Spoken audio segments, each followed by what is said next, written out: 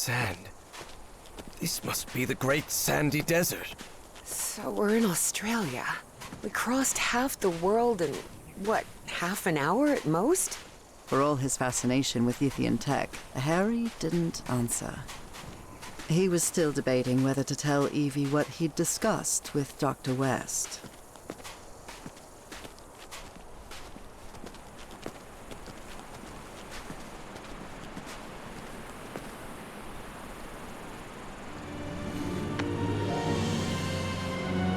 Here we are. This is Pnakotus. Wow.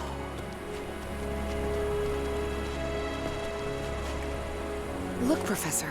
A camp. Looks abandoned.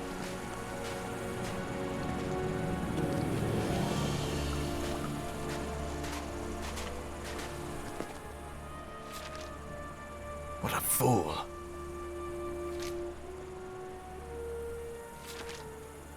Somehow the Yithians were able to store light and channel it through those lenses.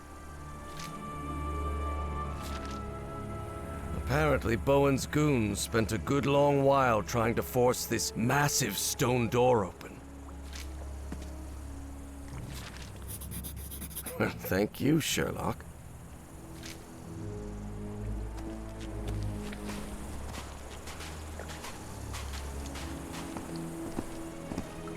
I'll stay here, Professor. Let me know if you find anything.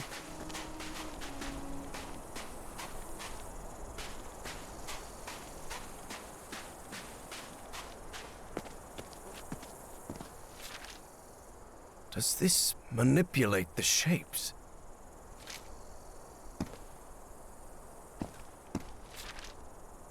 This is the Nazi who escaped from the radio station.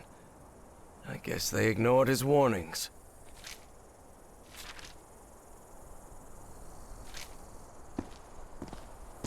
Well, well, look at that. Ever since he got some black ooze on him back at Harry's house, Eugene Kingsley's health had collapsed, and he died not long after reaching Australia.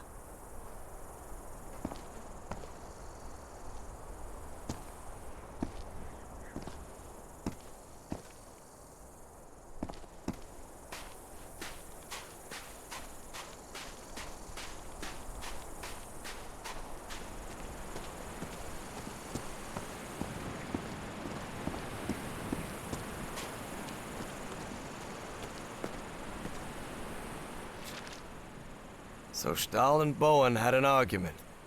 Big surprise.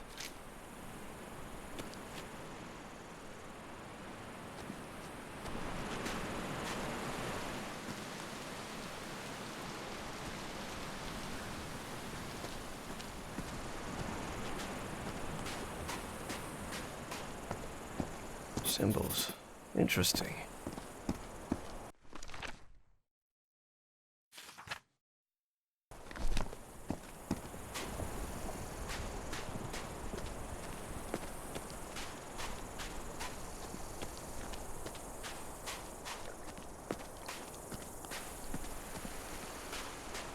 There are some carved symbols.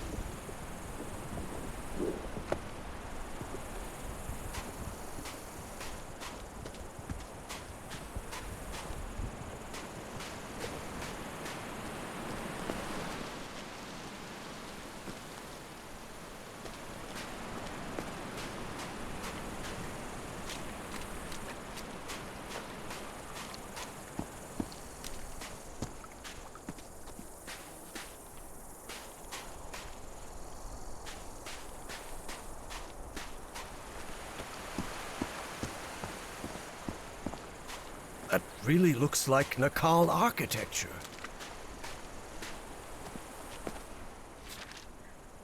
Seems she had a rare moment of good judgment. Dr.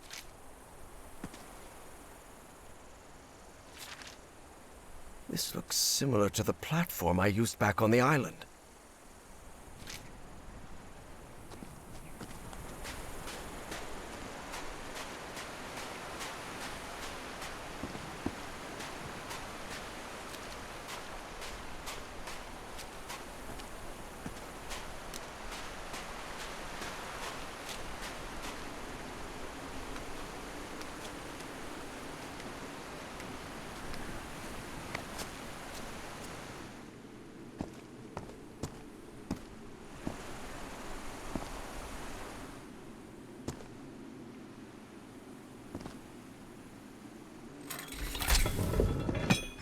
Well, looks like that did something.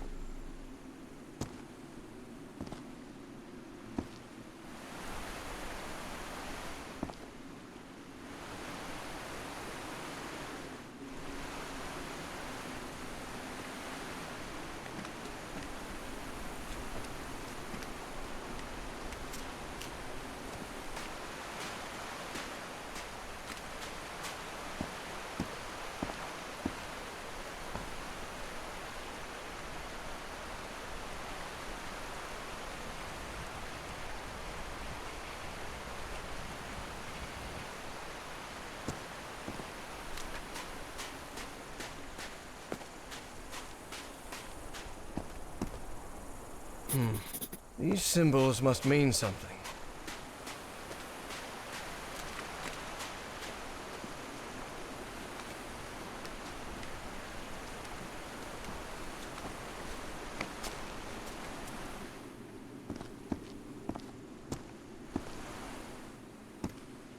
How can these lenses still be so perfectly polished after millions of years down here? Yithian technology never ceased to fascinate Harry.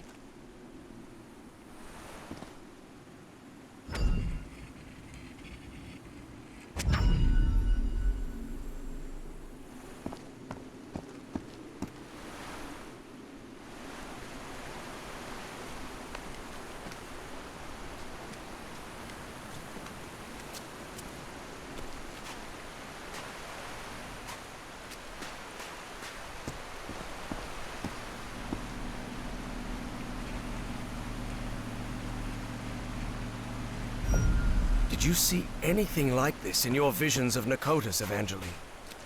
The Yithian use technology based on mirrors and light, but this is the first time I've seen a system this complex.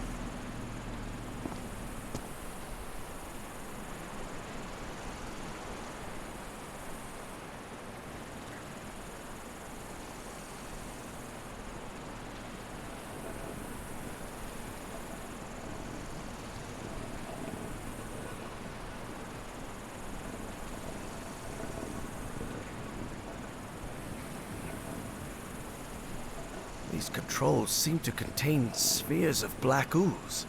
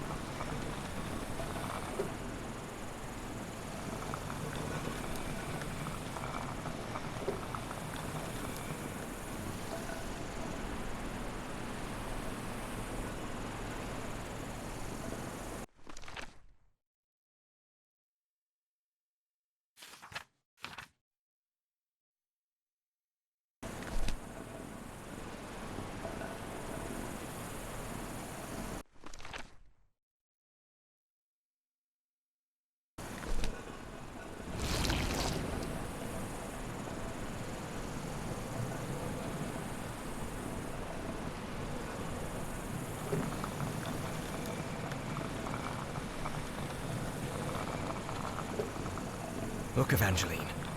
I can rotate the shapes using these controls.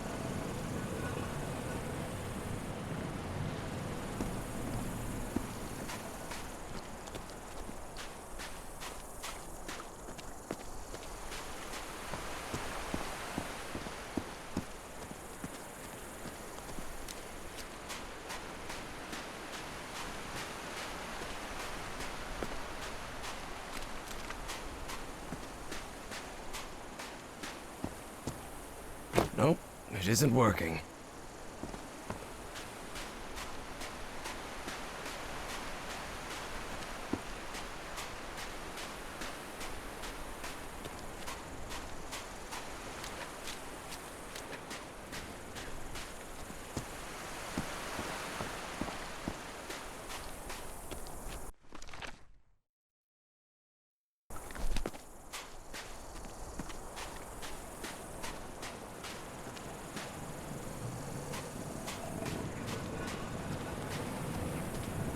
I think I've got it. Sort of.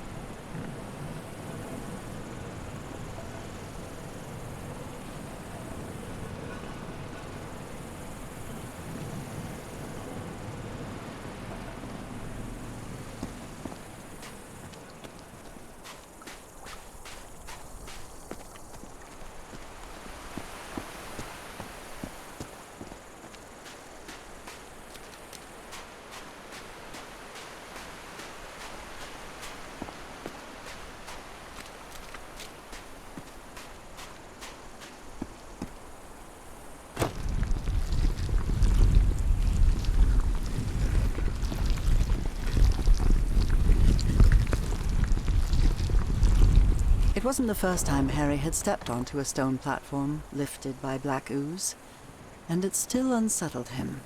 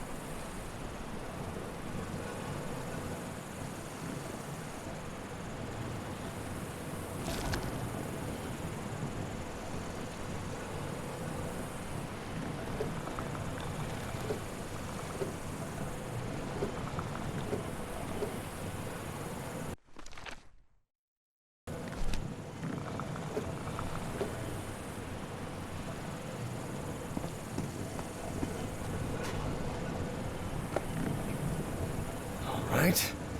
That one was tricky.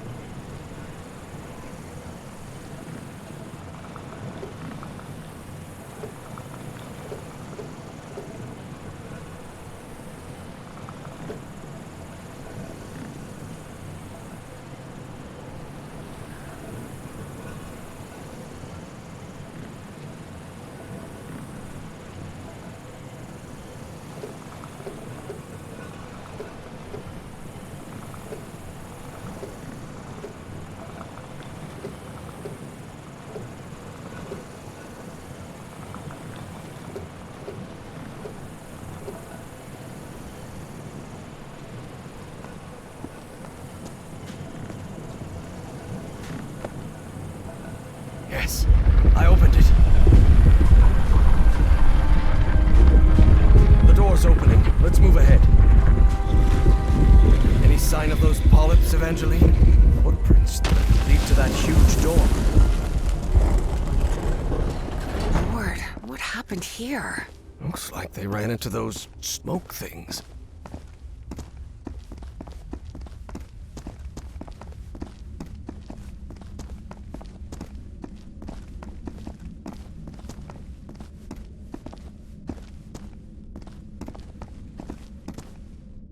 Well, there's one of those cultists dead on the ground. Bowen and Stahl had a last-minute argument over how the mind-swapping machine should be used.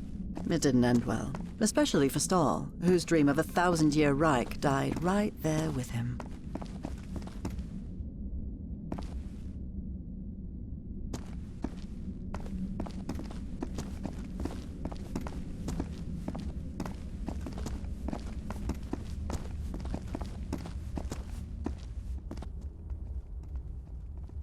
Look at this architecture. Does it look familiar to you? Professor, this looks like the archives. The great library from my memories, but back then it was full of life. This place is in ruins. Makes sense, Evangeline. Millions of years have passed since you were here. This is breathtaking. If this is the place where I was millions of years ago, the mind-swapping device must be at the top of that basalt tower. What is this thing? Looks like a ray of light. Whoa! Whoa! The polyps are gathering over there. What's going on? What are they trying to do? I don't know what drives those creatures. I don't understand what they do, or why they do it.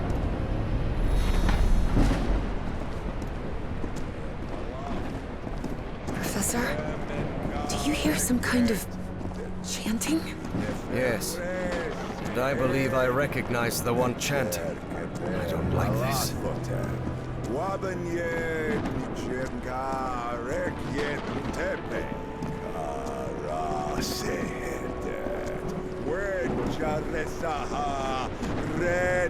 Bowen, stop right there! Everhart, what are you doing here? How did I you... took the number 3 bus to Pnakotus. Now get out of there, you idiot! Don't even think about it, Professor. Not when I'm this close. The Bowens have spent generations searching for the knowledge we were promised. Oh, yes. Nyarlathotep, herald of the almighty Azathoth. Cultist ranting always sounds ridiculous, especially when they spout their nonsense out loud. Enough of this. I'll drag you out of there by your heels if I have to. Do not come any closer. I'm warning you. Of course, things change when cultists are armed. Listen to me, Bowen. I know the great race of Yith. They've spoken to me, and you know it. Look around you. Those black polyps wiped out your entire cult.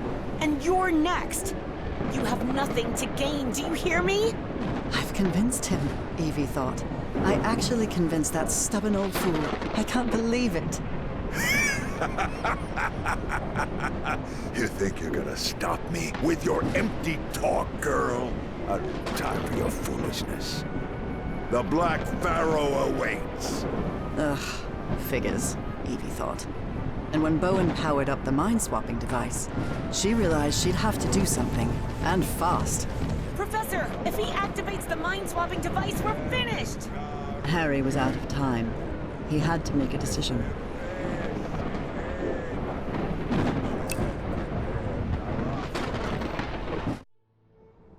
Harry remembered Dr. West's words.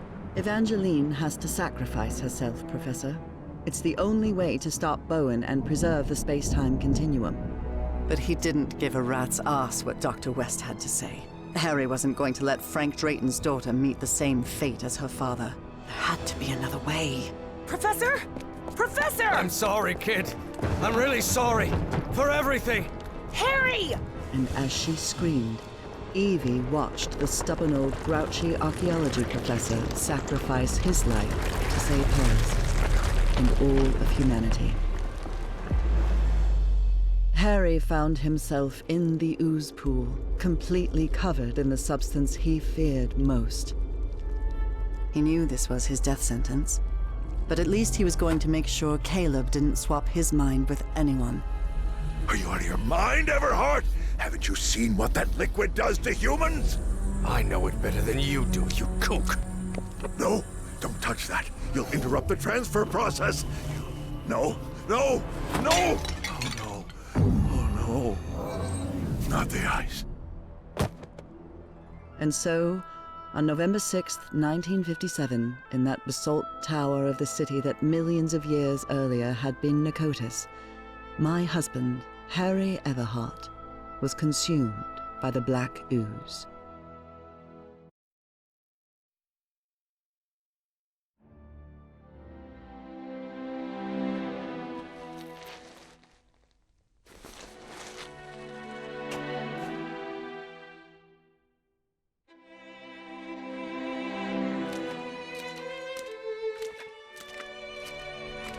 Upon waking in that infinite ocean of blackness, Harry thought that he had died. Well, I hope it was worth something at least, he thought. He was waiting to see the light at the end of the tunnel when a voice surprised him. One he recognized instantly. My voice. Harry? Nora? I'm so glad to see you, my dear old pal. Nora? Nora! Am I dreaming? No, you're not dreaming. Then I'm dead, right? No, you're not dead either. I don't understand, Nora. Everything is so confusing. Easy, Harry. We've got plenty of time. Ask whatever you need to ask. Where am I? Where are we? What is this place? This, Harry, is the Ichor, a place beyond time and space. And now you're connected. Connected to whom? To you? To the Elder God. Both of us are. What or who is this Elder God? It's hard to provide a simple answer to such a complicated question, Harry. The Elder God has gone by many names throughout the ages. Amaterasu, Sarens, Kor Yithar, Kailamanu. His judgment is inscrutable, at times even incomprehensible. And in some way, those of us who are part of him are connected, beyond time and space. I don't know, Harry. Maybe the Elder God is simply God. What does the Elder God want? To offer you its gratitude. It's what I've been trying to tell you ever since you and I parted ways. The shadows. That was you? Exactly. But it isn't easy to communicate with someone outside the Ichor. And I'll admit, an oily shadow probably wasn't the sight you were hoping for. And why is the Elder God grateful to me? The Yithians sustained their energy by channeling the Black Ichor. The Ichor is the essence of the Elder God. That process caused him immense pain and suffering, but you've put an end to it.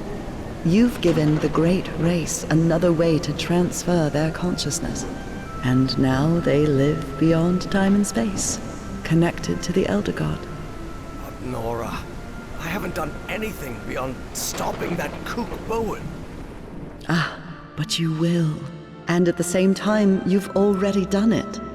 Nora, I don't think I follow. Harry, it takes a while to understand what beyond time and space means. But you will, my love. Believe me. How is it possible that I didn't die? I'm covered in that black ooze. The blood of the Elder God does not harm those who are connected to him. That's why it didn't harm me on the island. That's why you sent me there, remember? To be who I really was? Now he can't, and won't, hurt you either. Because connected to him is someone who loves you and protects you. And that's me, Harry. Who is, or was, Dr. West? Is it you? No, Harry. I'm just a humble art teacher from Newburyport. Don't worry. Dr. West will be waiting for you when you wake up. That means I can't stay here with you, can I? Harry, you're already here with me, my love. We've been together for all eternity. What? But you need to go back to your time now. There's a life waiting for you, an important task you have to carry out, and people who depend on you. Evie will need your help, and you'll only be able to help her if you live a whole life. Will you promise me that? Yes, I promise. And one more thing. Tell Evie Papa is waiting for her at the Benoit house with the whole family. She'll know what it means. I'll tell her. Well, I guess this is goodbye, old pal. For now. I love you so much, Nora. I'm going to miss you terribly. Don't be sad, Harry. It's only a matter of time. A matter of time and space. And remember, I love you too, Harry. Harry, can you hear me?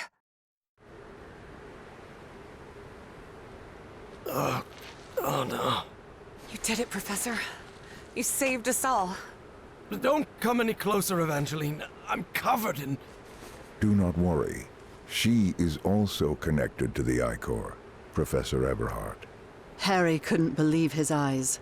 That was Caleb Bowen in that ridiculous Egyptian costume. Somehow he had survived the consciousness transfer. Bowen? No. What is he doing here? No, Professor. It's not what it looks like. It's... My race is deeply grateful to you both. Harry understood at once who was now occupying Caleb Bowen's body. The loop is in the process of closure. That is optimal. But we must continue working. Process of closure? What are you talking about? Do not worry. What comes next will be far easier. We only need to follow the plan you and I laid out the first time you contacted me. Dr. West.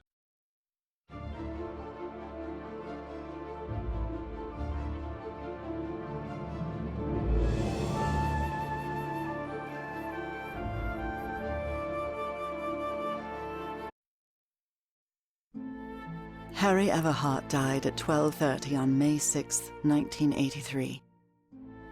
Moments after dying, Harry opened his eyes. What happened? Where am I? I'm in Englewood. I'm young again. Good morning, sleepyhead. Nora! Heavens! You're certainly bright-eyed and bushy-tailed today. Maybe I should not let you sleep in so much. Nora! Your hands are... What? What's wrong with my hands? I promise I washed them before making breakfast. But what about your illness? What illness? What are you talking about? I'm healthy as a horse. Hey, don't get used to me bringing you breakfast, okay? I'll be out on the porch. We've got a long day ahead of us. And all the time in the world, old pal.